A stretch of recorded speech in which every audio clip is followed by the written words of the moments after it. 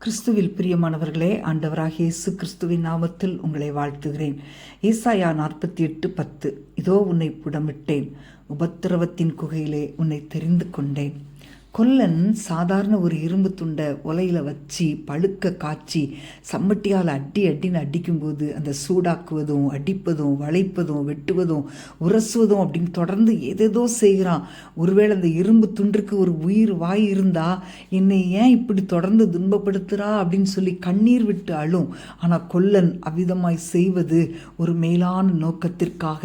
அப்படி செய்யாட்டா அந்த இரும்பு துண்டு எதற்குமே பயன்படாமல் எங்கேயோ கிடக்கும். ஆனால் இப்படி செய்யும்போது அது பலருக்கு பயனுள்ளதாக மாறிவிட்டது.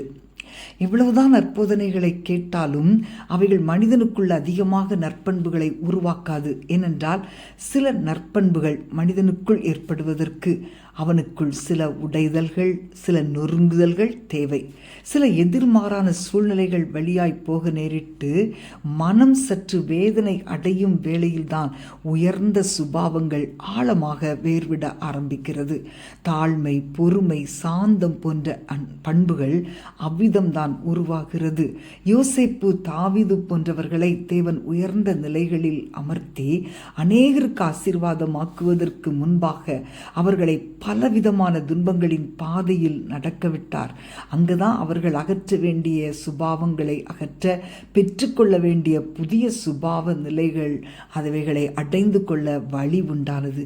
அன்பான தேவனுடைய பிள்ளைகளே, நாம் இயேசுவிடம் வந்தால் நம்மிடமும் இந்த விதமாக அவர் செய்கிறார். பல விதங்களில் நம்மை புடமிட்டு வளைத்து நெளித்து தேய்த்து மிகுந்த ஒரு ஆசீர்வாதமான கருவியாக மாற்றுகிறார். இல்லாவிட்டால் நாம் பலருக்கு ஆசீர்வாதமாக மாற முடியாது.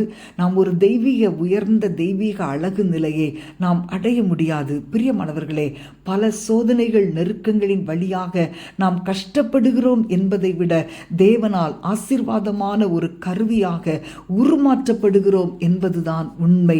பாடுகளின் பாதையில் தான் நம்முடைய குணநிலைகளும் சுபாவ நிலைகளும் சரியான வடிவத்தை பெறுகிறது.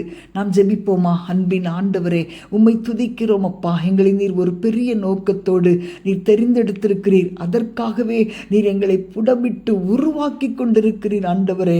சில சூழ்நிலைகளின் வழியாக நீர் எங்களை போக அனுமதித்து பல உயர்ந்த சுபாவங்களை எங்களில் உருவாக்கி கொண்டிருக்கிறபடியால் நாங்கள் உமக்கு நன்றி செலுத்துகிறோம் அப்பா. எங்களை அநேகருக்கு ஆசீர்வாதமாக்கி பயன்படுத்துவீராக. உம்முடைய புடமிடுதலுக்கு எங்களை அர்ப்பணிக்கிறோம். உம்முடைய நாமத்தை மகிமைப்படுத்தும் இயேசுவின் நாமத்தில் பிதாவே. ஆமேன்.